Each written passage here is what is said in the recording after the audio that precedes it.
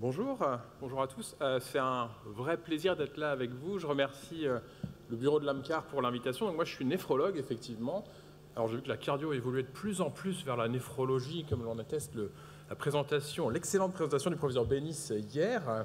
Ce dont je vais vous parler aujourd'hui, c'est du RAC. Alors pas le rétrécissement aortique calcifié, mais le rapport albuminurie sur créatininurie. J'ai quelques liens d'intérêt, mais qui n'ont, je pense, que peu d'impact sur ce que je vais vous dire. Alors j'ai une première question. Qu'est-ce que c'est ça? Alors, ça, c'est magnifique. Ok? Alors c'est peut-être le glomérule, vous avez raison, mais surtout c'est extraordinaire ce que vous voyez là. C'est l'intérieur du rein, c'est l'usine à l'intérieur du rein, c'est donc le filtre. Et cette image, elle est importante pour vous illustrer ce que c'est que l'albuminurie. L'albuminurie, c'est de l'albumine qui, en excès, va passer à travers le filtre, donc ces petites molécules qu'on peut imaginer en jaune là, sur l'image, et qui vont se retrouver dans le tubule et que vous allez retrouver donc dans les urines. Et quand on a un excès d'albuminurie, une albuminurie pathologique, ça peut témoigner soit d'une vraie maladie rénale avancée, une néphropathie glomérulaire, donc c'est essentiellement le domaine du néphrologue, mais pour vous cardiologues, c'est aussi important de la dépister lorsque c'est pertinent.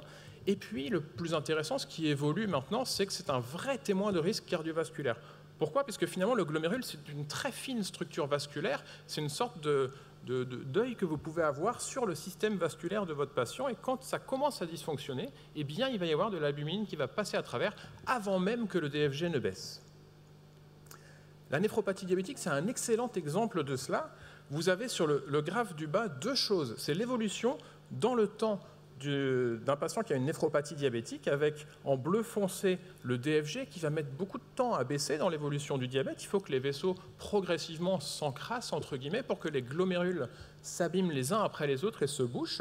Mais bien avant que le DFG ne baisse, vous avez l'apparition d'une albuminurie. C'est là où j'ai mis la petite étoile jaune. Et donc vous avez l'albuminurie qui va monter bien avant que le DFG ne baisse. C'est donc un témoin précoce de l'altération rénale et microvasculaire chez les patients qui ont un diabète. Alors les patients diabétiques, c'est évidemment notre quotidien, c'est votre quotidien à vous aussi. Alors ce dont on va parler, c'est donc dans un premier temps l'intérêt dans le dépistage d'une néphropathie, puis après l'intérêt, on va dire, cardiovasculaire en général. Alors Julien vous a montré juste avant l'importance du bilan dans l'hypertension artérielle, et avant même de parler d'HTA résistante, quand on découvre une hypertension artérielle, il y a un bilan standard à faire. Ce bilan, il sert à plusieurs choses, à chercher une étiologie à l'hypertension artérielle, à évaluer le risque cardiovasculaire et à évaluer le retentissement cardiaque de l'HTA. Et dans la recherche d'une étiologie, c'est notamment le rein qu'on va aller pêcher, et vous voyez qu'il y a la recherche de la protéinurie, quel qu'en soit le moyen, et donc le RAC en est un moyen, qui fait partie du bilan standard. Donc chaque patient que vous voyez pour une HTA qui vous est adressé pour ça, devrait en théorie avoir un bilan sur un échantillon urinaire pour rechercher une albuminurie. C'est la première porte d'entrée où vous avez besoin de ce rapport albuminurie sur créatinurie. La deuxième, et ça ce sont les recommandations de la Haute Autorité de Santé qui sont à mon sens un peu complexes, c'est celles dans lesquelles les patients, les médecins généralistes, les cardiologues, les endocrinologues, un peu tout le monde, devraient aller chercher une maladie rénale chronique. Et en fait c'est assez simple, c'est tous les patients qui ont un terrain globalement qui s'associe à une insuffisance rénale, et je vous ai encadré les plus importants. En fait, c'est les malades qu'on a en commun, ces patients-là, les patients diabétiques, les patients hypertendus, les patients obèses, les patients qui ont des cardiopathies, ils sont à très haut risque d'avoir une maladie rénale, et donc eux aussi, selon les recommandations, devraient bénéficier d'une recherche annuelle, au moins une fois, je dirais, mais idéalement annuelle, même si ce n'est pas très réaliste, d'une néphropathie. Alors comment est-ce qu'on fait pour chercher une néphropathie? C'est hyper simple, il y a deux choses. La première, tout le monde le fait dans la salle, c'est sûr, c'est de prescrire une créatininémie à partir de laquelle on va calculer le DFG, donc c'est la formule CKD-EPI. Mais la deuxième chose, c'est cette recherche d'albuminurie. Pourquoi? Parce que, un, c'est un témoin précoce de néphropathie, et deux, vous allez voir que c'est un puissant marqueur pronostique de l'évolution rénale, mais pas que. Donc quand vous avez un patient qui rentre dans ces critères, qui a une HTA ou qui a un terrain cardiovasculaire globalement, vous devriez au moins une fois, et théoriquement une fois par an, lui faire une créatininémie et un RAC, un dosage de rapport albuminurie sur créatinurie sur un échantillon d'urine.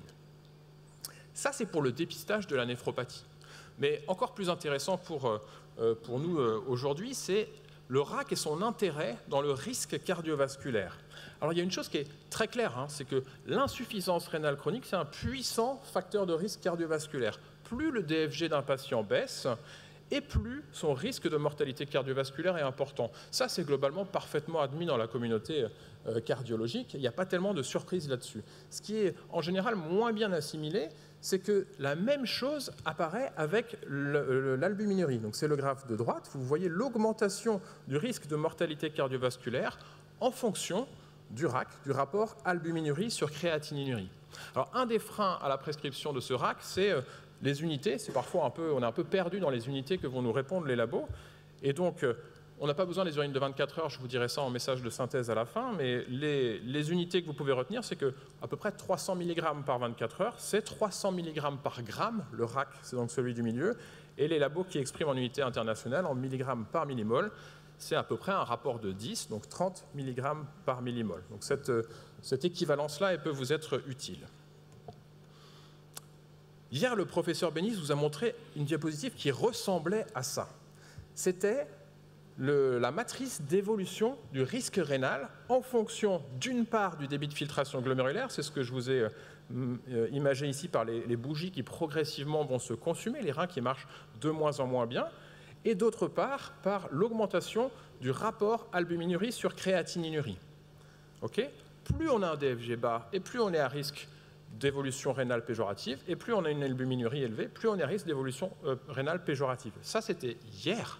Aujourd'hui, ce que je vous montre là, ce ne sont pas les chiffres d'évolution rénale, ce sont les chiffres de mortalité cardiovasculaire. Et je vais vous prendre un exemple un peu frappant. Vous prenez un patient qui a un DFG, disons, à 70.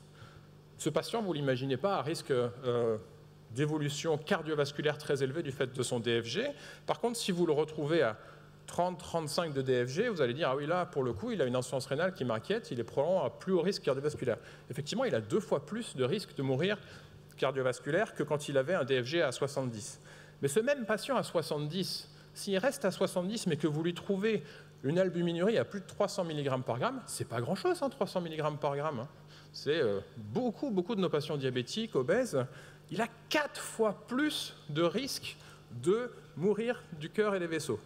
Okay, donc l'impact pronostic du RAC est plus puissant que celui du DFG dans cette matrice, et c'est ça la réalité. C'est pour ça que c'est hyper important, en tant que cardiologue, que vous vous appropriez cet outil.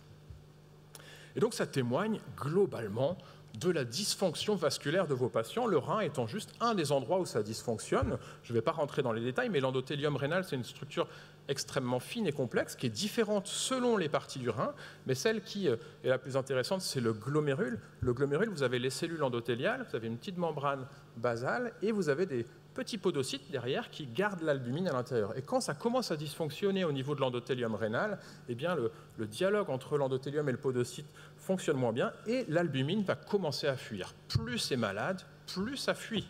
Et donc vous avez un vrai témoin de la pathologie microvasculaire de vos patients avec ce rapport albuminurie sur créatininurie.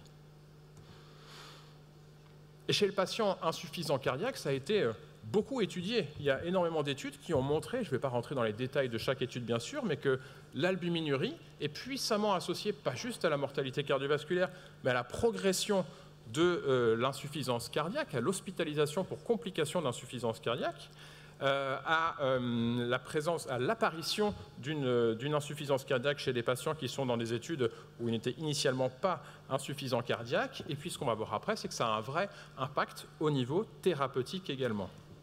Alors pourquoi finalement, au-delà de cette pathologie microvasculaire, est-ce qu'il y a un lien entre l'intensité de cette albuminurie et le pronostic dans l'insuffisance cardiaque? Eh bien, d'une part, effectivement, la pathologie microvasculaire, mais en fait, quand l'albumine, elle passe à travers le glomérule, elle va se retrouver réabsorbée par les tubules dans le rein, et ça va être toxique pour les tubules. En fait, un tubule qui réabsorbe trop d'albumine, il va progressivement s'altérer, et ça va contribuer à ce que le DFG baisse. Et vous savez que les patients qui ont une insuffisance cardiaque, plus leur DFG est bas, eh bien, plus ils ont de complications, plus ils sont difficiles à contrôler pour vous par les diurétiques notamment. Donc la pathologie microvasculaire qui est un témoin de ce qui se passe globalement dans l'organisme, ça va augmenter l'albuminurie.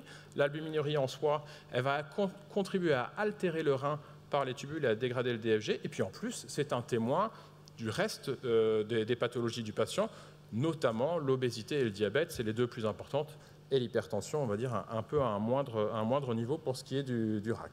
Et tout ça, ça va créer une sorte de cercle vicieux, et dans l'insuffisance cardiaque, mais plus généralement dans les cardiopathies, ça contribue à aggraver le pronostic du patient. Donc on a un puissant marqueur à la fois pronostic et puis pathogène en lui-même. Alors s'il n'y a pas d'impact sur votre prise en charge, finalement, vous allez me dire, ça fait un marqueur de plus. Ben, en fait, ce n'est pas ça. Aujourd'hui, ce qui fait qu'on en parle de plus en plus, c'est les études qui s'accumulent et qui montrent cela, mais c'est aussi le fait qu'on a des nouveaux traitements. Alors les inhibiteurs de SGLT2, vous les maîtrisez tous très bien maintenant. Je vous ai mis là les 3 principales études dans l'insuffisance rénale. Pourquoi je vous ai mis cette diapo? C'est juste pour vous montrer que dans toutes ces études, l'albuminurie fait partie des critères d'inclusion, avec des différences selon les études, bien sûr.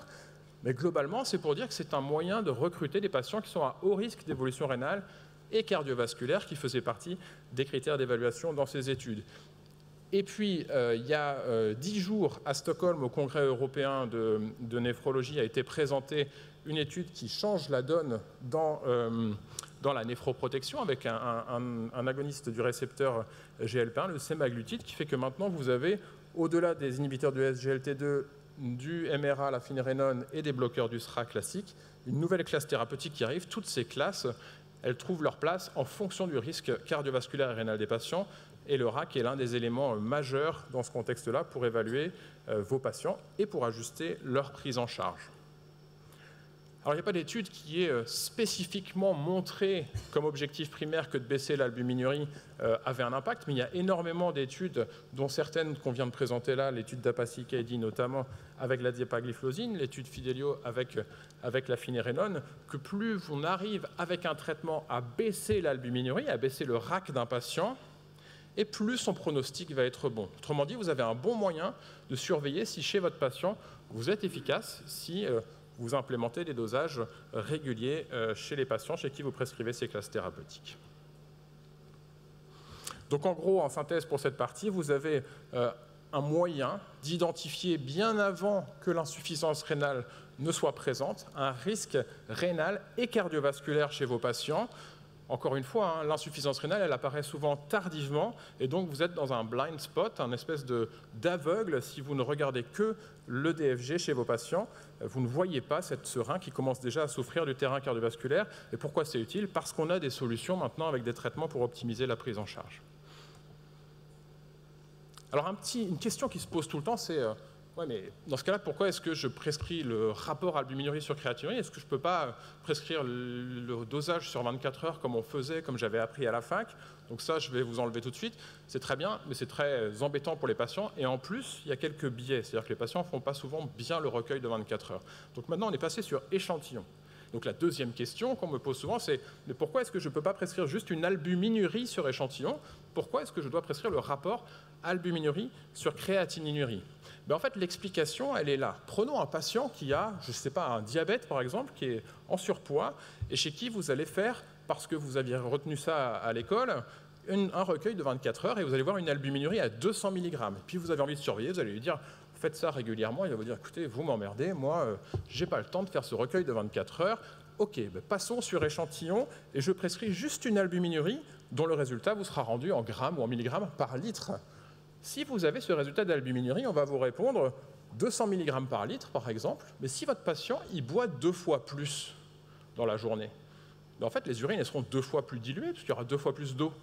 Et donc, vous ne serez plus à 200 mg par litre, mais à 100 mg par litre. Et donc, en fonction de ce que le patient boit, ça va vraiment faire varier beaucoup l'albuminurie. Donc, il faut un moyen de s'affranchir de ce facteur dilution. Et pour s'affranchir du facteur dilution, on va utiliser quelque chose qui est éliminé de façon constante tous les jours, et ça, c'est la créatinine. Les muscles la produisent, les reins l'éliminent, et on urine tous les jours à peu près 1 gramme de créatinine.